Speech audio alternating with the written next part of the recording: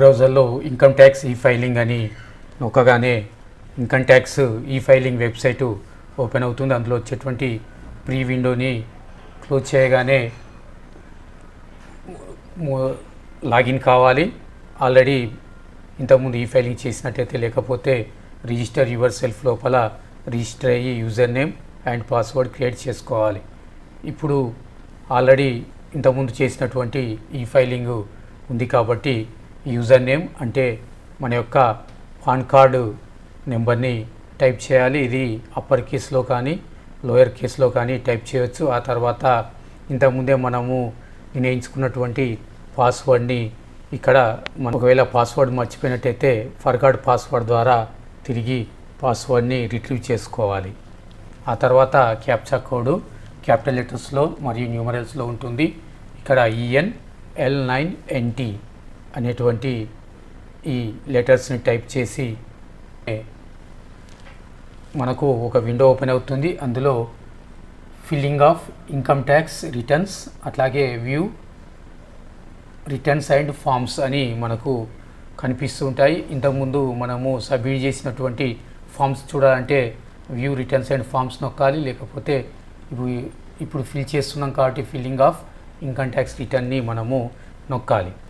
అయితే దీనికంటే ముందే మనము 26 ASని మనము చెక్ చేసుకోవాలి. మా అకౌంట్ లోపల 26 ASని అంటే మనము చెల్లించినటువంటి ఆదాయం పన్ను TDS రూపంలో ప్రభుత్వానికి చేరిందా లేదని చెప్పేసి చెక్ చేసుకోవాలి. ఇక్కడ చెక్ చేసి ప్రొసీడర్ నొక్కగానే ఇక్కడ వ్యూ 26 ASని నొక్కి అసెస్మెంట్ ఇయర్ 2021 అట్లాగే వ్యూ యాజ్ HTML, ఎందుకంటే ఇక్కడనే మనము చూసుకుంటున్నాం కాబట్టి HTML నొక్కి వ్యూ ఆర్ డౌన్లోడ్ నొక్కగానే మనకు పార్ట్ A లోపల మనము ప్రభుత్వానికి చెల్లించినటువంటి ట్యాక్స్ TDS ఇక్కడ మనకు ఆల్రెడీ CA ద్వారా మనకి ఇక్కడ పొందపరచబడి ఉంటుంది. ఇక్కడ ఈ ట్యాక్స్ పేయరు ఎలాంటి పన్ను ప్రభుత్వానికి చెల్లించలేదు కాబట్టి 0 అని చూపించింది. ఇక్కడనే మన బ్యాంకు డిపాజిట్ల యొక్క ఉంటే అక్కడ పన్ను TDS కూడా ఇక్కడనే చూపించబడుతుంది. ఆ తర్వాత దీన్ని క్లోజ్ చేసి తిరిగి మనము డాష్ బోర్డ్ లోపల ఫిల్లింగ్ ఆఫ్ ఇన్కమ్ ట్యాక్స్ రిటర్న్ని నొక్కి విండోలోకి వెళ్ళాలి. ఇక్కడ ఆల్రెడీ మనము ఇంతకుముందు ఓపెన్ చేసి డ్రాఫ్ట్ రూపంలో సేవ్ చేసుకున్నట్టయితే డ్రాఫ్ట్ ఉంటుంది, లేకపోతే క్లిక్ హియర్లో నొక్కాలి.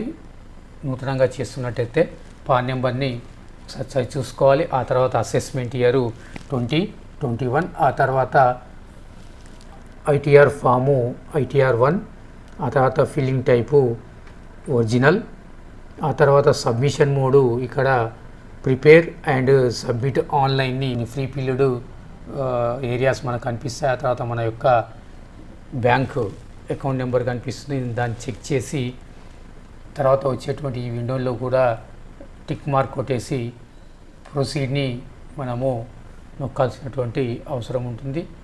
ఇక్కడ మనకు ఈ విధంగా జనరల్ ఇన్స్ట్రక్షన్స్ మనకు ఓపెన్ అవుతాయి. ఆ తర్వాత వచ్చేటువంటి జనరల్ ఇన్ఫర్మేషన్ లోపల మన యొక్క ఇన్ఫర్మేషన్ని ఒకసారి చెక్ చేసుకొని ఇక్కడ నేచర్ ఆఫ్ ద ఎంప్లాయ్మెంట్ లోపల state government or central government ఇంకేదైనా ఉంటే అందులో, ఆ తర్వాత ఫిల్ అండర్ సెక్షన్ లోపల 135(1)ని అలాగే ఉంచుకొని నోను సెలెక్ట్ చేసుకోవాలి. ఆ వెంటనే మనము దీన్ని సేవ్ డ్రాఫ్ట్ రూపం లోపల సేవ్ చేసుకొని నెక్స్ట్ పేజీ లోపలికి వెళ్ళాలి. ఇదే మనకు కావాల్సినటువంటి ముఖ్యమైనటువంటి page, computation of income and tax. ఇందులోపల మన యొక్క ఫామ్ 60ని మా దగ్గర పెట్టుకొని ఫామ్ 60లో ఉన్న gross salary as per section 17 of 1 లోపల దాన్ని మనము నింపుకోవాలి. ఆ తర్వాత ఉన్నటువంటి ఇతరాలు అంటే 17(2), 17(3) ఈ ట్యాక్స్ పేయర్కు ఏమీ లేవు.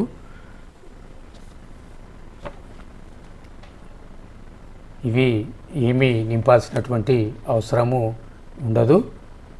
ఆ తర్వాత nature of the exemption nature of the exempt allowance లోపల మనము నింపుకోవాల్సినటువంటి అవసరం ఉంటుంది.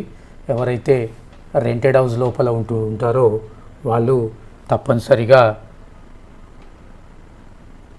రెంట్ని వాళ్ళు ఎగ్జెంప్షన్ కోసం అప్లై చేస్తారు. కాబట్టి 13(a) లోపల ఉన్నటువంటి అలవెన్స్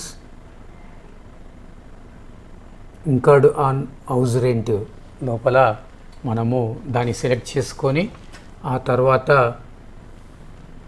అక్కడ అమౌంట్ లోపల అంటే డిడక్షన్స్ ఫ్రమ్ శాలరీ ఇన్కమ్లో అన్న దాని లోపల మనకు అండర్ సెక్షన్ 13(1) లోపల నింపుకోవాల్సినటువంటి అవసరం ఉంటుంది.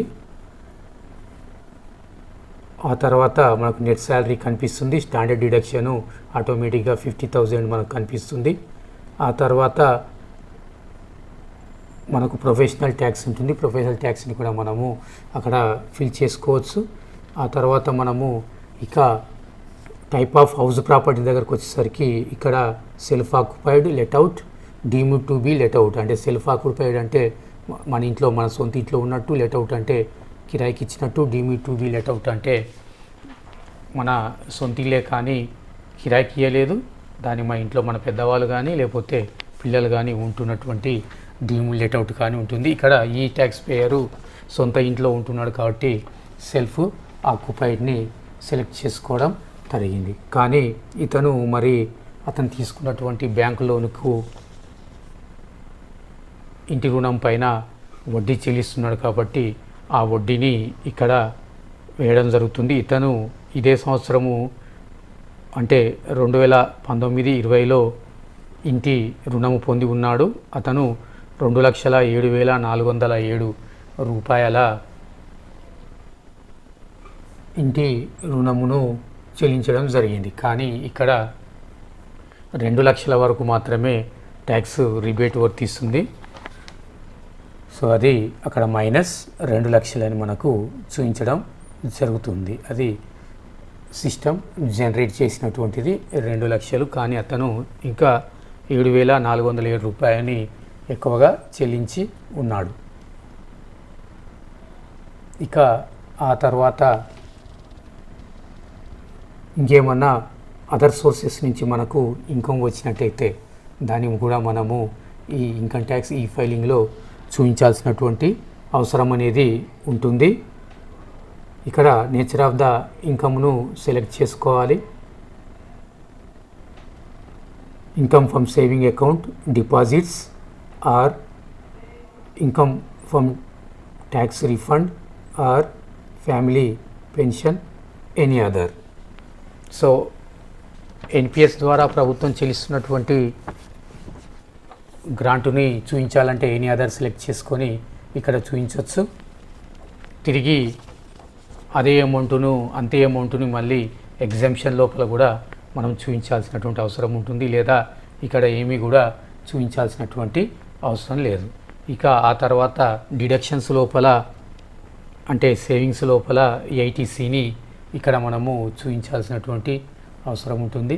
ఇక్కడ ఈ ట్యాక్స్ పేయర్ 2,32,761 రూపాయలని ఐటీసీ కింద చెల్లించడం జరిగింది. అయినా అందులో 1,50,000 మాత్రమే కంప్యూటేషన్ కోసం సిస్టమ్ తీసుకోవడం అనేది జరుగుతుంది.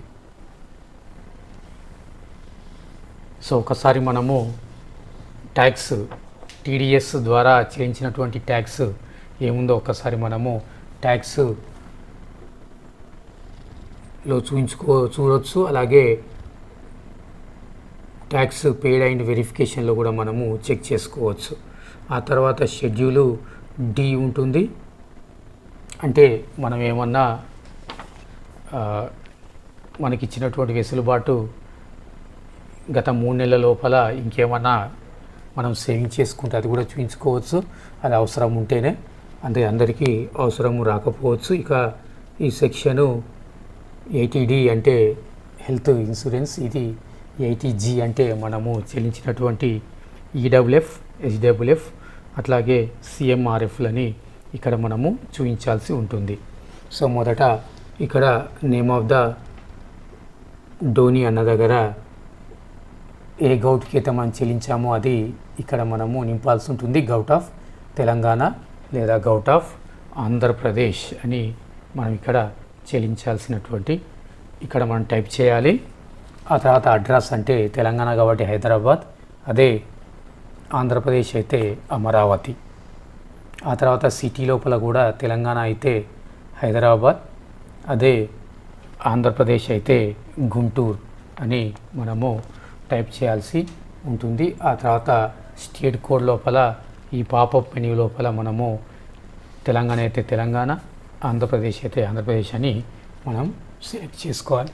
ఆ తర్వాత పిన్ కోడ్ నెంబర్ని ఇక్కడ మనము టైప్ చేయాలి. ఆ తర్వాత పాన్ ఆఫ్ ద డోనీ లోపల 5 క్యాపిటల్ జీలు, ఆ తర్వాత 4 సున్నాలు, ఆ తర్వాత ఒక జీని టైప్ చేయాలి. ఏ గవర్నమెంట్కైనా అంతే. ఆ తర్వాత మనము క్యాష్ ద్వారా ఏమీ చెల్లించలేదు కాబట్టి ఇక అదర్ మోడ్ లోపల మనము చెల్లించినటువంటి ఇక్కడ చెల్లించిన 120 రూపాయలను అక్కడ టైప్ చేయగానే ఆటోమేటిక్గా సిస్టము క్యాల్కులేట్ చేసుకుంటుంది 120 రూపాయలుగా. అది మనకు కంప్యూటేషన్ లోపల ఆటోమేటిక్గా మనకి ఇక్కడ రిఫ్లెక్ట్ అవుతుంది.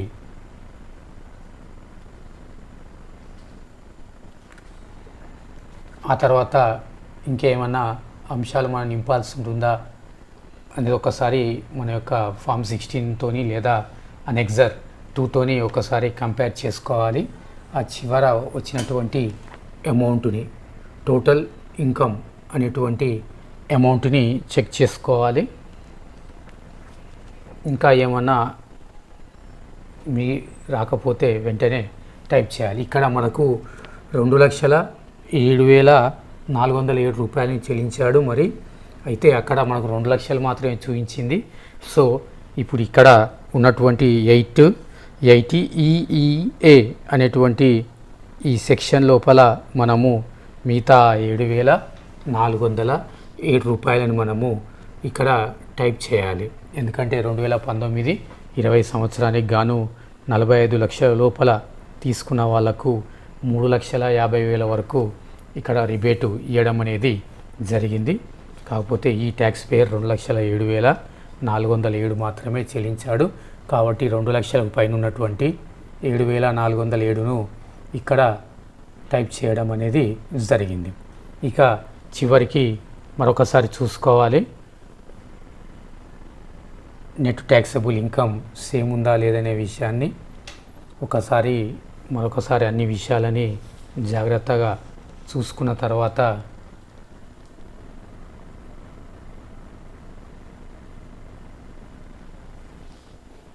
ఇంకా ఇక్కడ ఈ ట్యాక్స్ పేయర్కు టాలీ కావట్లేదు. ఎందుకు అంటే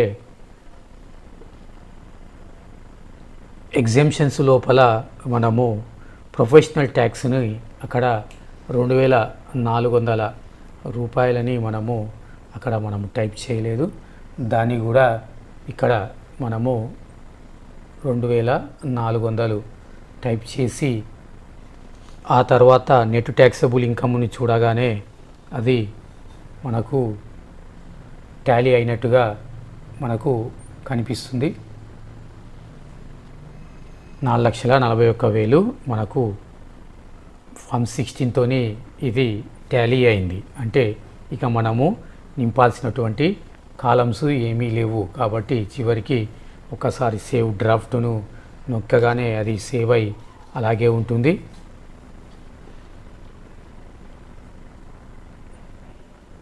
సో అన్ని అంశాలు కూడా సరిగానే నింపామని చెప్పేసి నిర్ధారించుకున్న తర్వాత దీన్ని సబ్మిట్ చేయడం కోసం ప్రయత్నం చేయాలి. ప్రివ్యూ అండ్ సబ్మిట్ని నొక్కితే మనకు అక్కడ కనిపిస్తుంది. ఇక్కడ సెక్షన్ 80D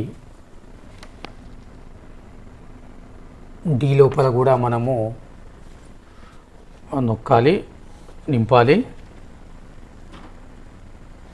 అయితే ఇక్కడ తెలంగాణ లోపల ఎలాంటి హెల్త్ ప్రీమియము లేదు కాబట్టి దాన్ని నింపాల్సినటువంటి అవసరం అనేది లేదు.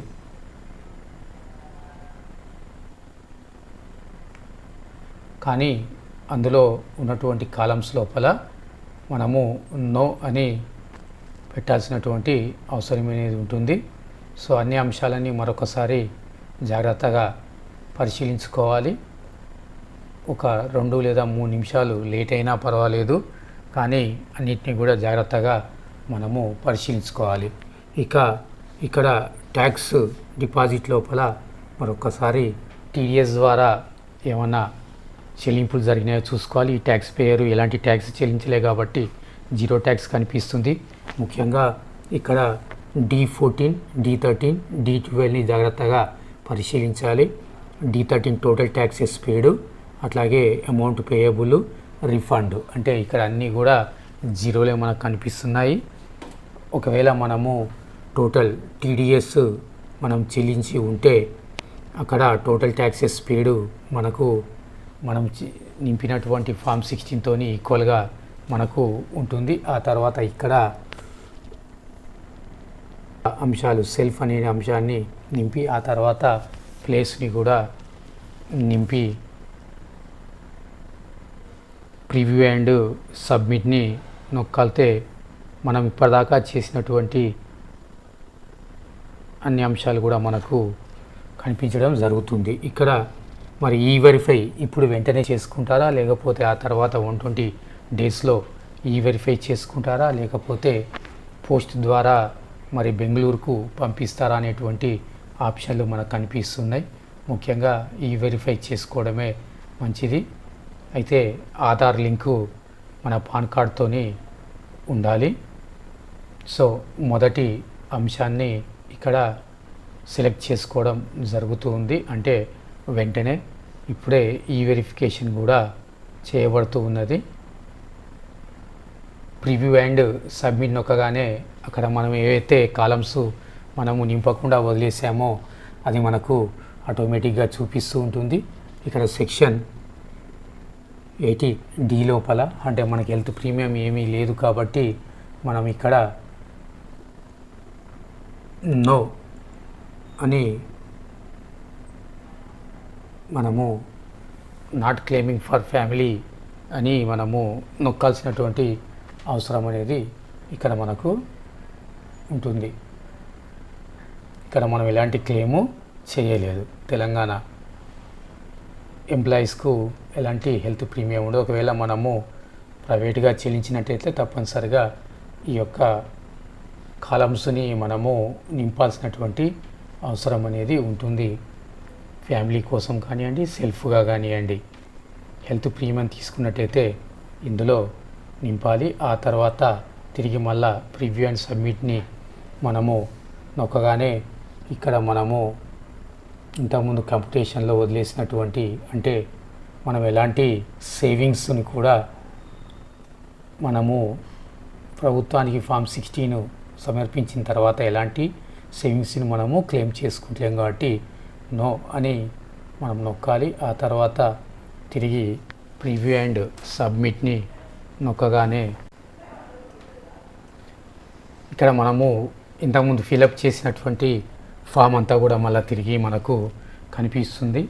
ఒకసారి మన యొక్క ఫామ్ 16 లేదా అనెక్సర్ 2 ద్వారా మరొకసారి చెక్ చేసుకోవాలి. చెక్ చేసుకొని అన్నీ క్లియర్గా ఉన్నాయనే విషయాన్ని మనము మరొకసారి టాలీ చేసుకోవాలి. ముఖ్యంగా D14.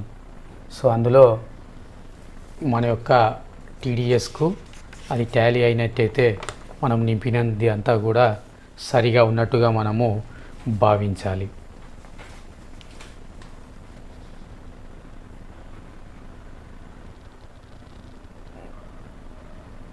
మనము అంతా సరిగా ఉందని భావించిన తర్వాత సబ్మిట్ని నొక్కాలి. నొక్కగానే మనకు ఆప్షన్స్ వస్తాయి. ఆధార్ ఓటీపీ ద్వారానా, లేదా ఈవీసీ ద్వారానా, నెట్ బ్యాంకింగా, లేకపోతే బెంగళూరుకు పోస్ట్ ద్వారా పంపించి వెరిఫై చేసుకుంటారా అని ఆప్షన్స్ మనకు అడుగుతుంది. ఇక్కడ నేను ఆధార్ ఓటీపీ ద్వారా వెరిఫికేషన్ని వెంటనే చేస్తున్నాను. ఎప్పుడు ఈ వెరిఫికేషన్ చేసిన ఈ రకంగా ఆప్షన్స్ అడుగుతూ ఉంది. 2 minutes టైము మనకు ఓటీపీని ఎంటర్ చేయడం కోసము మనకు ఉంటుంది. 2 minutes లోపల మన మొబైల్ ఫోన్కి వచ్చిన ఓటీపీని 2 నిమిషాల సమయం లోపల ఎంటర్ చేసి సబ్మిట్ అని నొక్కగానే మనము ఫిల్ చేసినటువంటి ఇన్కమ్ ట్యాక్స్ రిటర్ను సబ్మిట్ అవుతుంది. ఇది వెరిఫికేషన్ కోసము మనము ఆన్లైన్ లోపల పంపినట్టుగా మనము భావించాలి. మన యొక్క రిజిస్టర్డ్ ఈమెయిల్కు ఇక తర్వాత వచ్చేటువంటి ఫర్దర్ ఇన్ఫర్మేషన్ అంతా కూడా మన యొక్క రిజిస్టర్ మొబైల్కు మెయిల్ రూపం లోపల రావడం జరుగుతుంది. ఒకవేళ ఈ వెరిఫై అయినటువంటి అక్నాలెడ్జ్మెంట్ వస్తుంది.